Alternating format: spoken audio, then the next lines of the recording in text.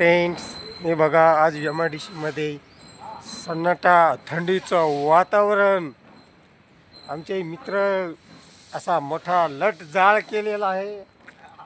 हा बघा फुकटचा काडी कचरा जाळत आहेत.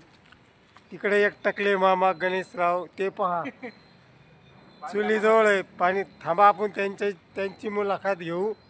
पहिले यांची मुलाखत घेऊ. लय थंडी झाली का?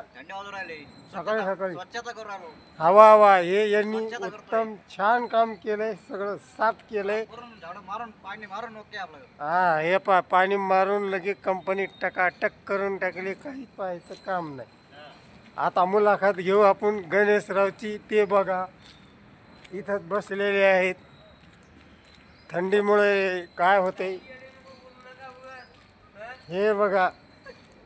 काय होतंय थंडीमुळे? तुम्हाला काय व्हायलंय? थंडीचा कसा त्रास व्हायला ते सांगा पटकन. आम्हाला थंडीचा त्रास व्हायला लागला. मग तिथं काय बसली चुलीजवळ? पाणी तापवलं बसलं. हा मग पाणी कशाला तापितात?